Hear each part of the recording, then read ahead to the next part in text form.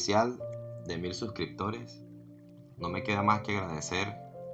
a todos aquellos que han seguido mi contenido con aprecio y valor hasta hoy. Y quisiera recordar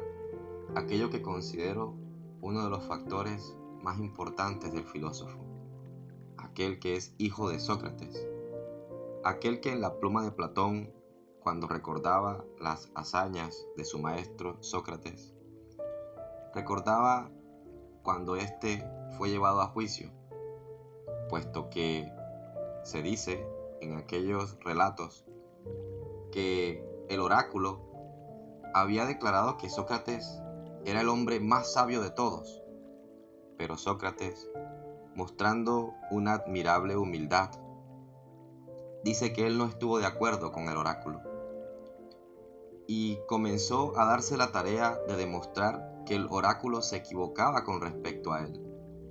que él no era el hombre más sabio de todos. Entonces comenzó una travesía para ir a casa de todos aquellos hombres sabios, o aquellos que se consideraban los más sabios y los más grandes oradores de su época. Y nos cuenta Platón que en aquella apología, Sócrates dijo lo siguiente: fui a casa de uno de nuestros conciudadanos que pasa por uno de los más sabios de la ciudad. Yo creía que allí, mejor que en otra parte, encontraría materiales para rebatir al oráculo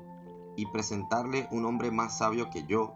por más que me hubiese declarado el más sabio de los hombres. Examinando pues a este hombre, de quien baste deciros que era uno de nuestros grandes políticos, sin necesidad de descubrir su nombre, y conversando con él, me encontré con que todo el mundo le creía sabio, que él mismo se tenía por tal, y que en realidad no lo era. Después de este descubrimiento, me esforcé en hacerle ver que de ninguna manera era lo que él decía ser, y he aquí ya lo que me hizo odioso a este hombre y a los amigos suyos que asistieron a la conversación. Luego que de él me separé, razonaba conmigo mismo y me decía: yo soy más sabio que este hombre. Puede muy bien suceder que ni él ni yo sepamos nada de lo que es bello, de lo que es bueno, pero hay esta diferencia, que él cree saberlo, aunque no sepa nada, y yo, no sabiendo nada, creo no saber. Me parece pues que en esto yo,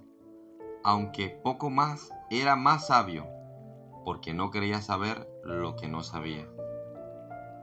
Y cuando Sócrates estaba siendo juzgado, continuó diciendo lo siguiente: me parece pues, atenienses, que solo Dios es el verdadero sabio, y que esto ha querido decir por su oráculo, haciendo entender que toda la sabiduría humana no es gran cosa, o por mejor decir, que no es nada. Y si el oráculo ha nombrado a Sócrates, sin duda, se ha valido de mi nombre como un ejemplo, y como si dijese a todos los hombres: el más sabio entre vosotros es aquel que reconoce como Sócrates que su sabiduría no es nada. Tal vez por eso siento tanta empatía por Hegel, porque me parece que está siguiendo los pasos del padre Sócrates. Y es que, como una vez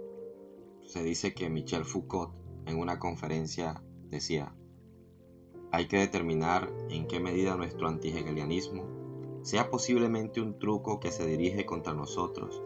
al final de lo cual se encuentra Hegel quieto, esperándonos.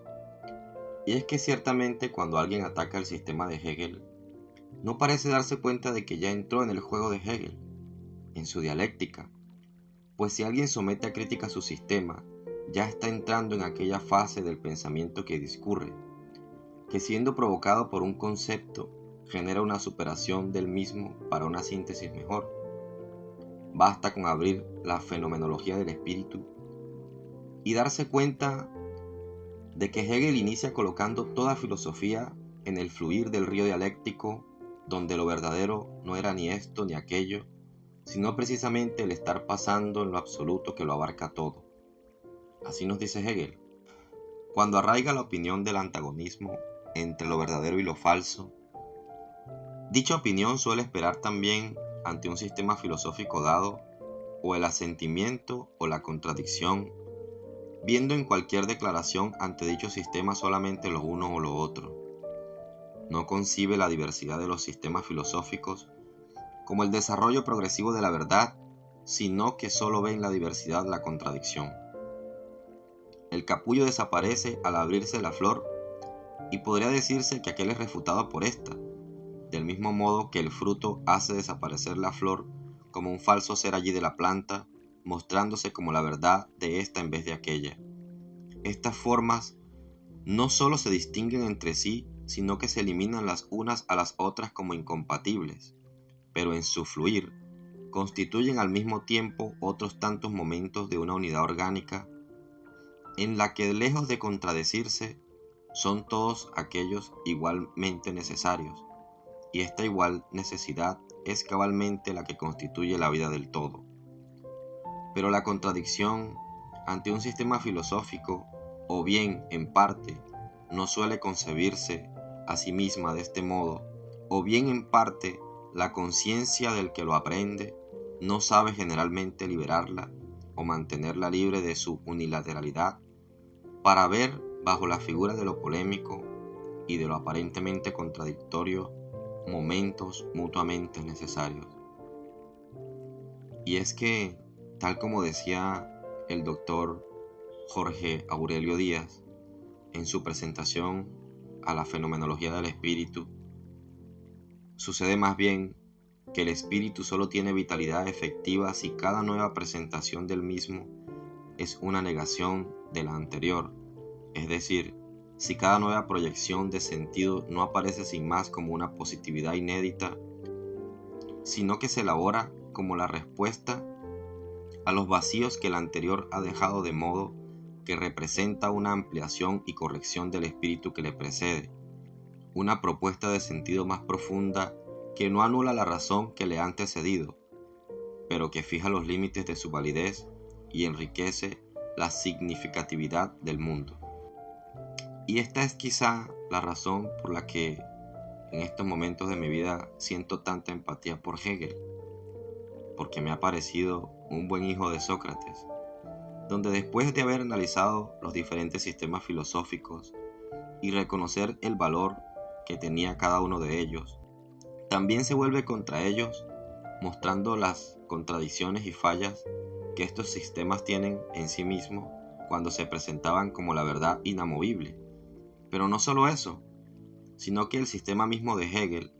da la sensación de volverse contra sí mismo y comenzar a autoaniquilarse también, quedando, a mi parecer, en aquella misma humildad de Sócrates en la que se da cuenta de que en realidad solo sabe que nada sabe.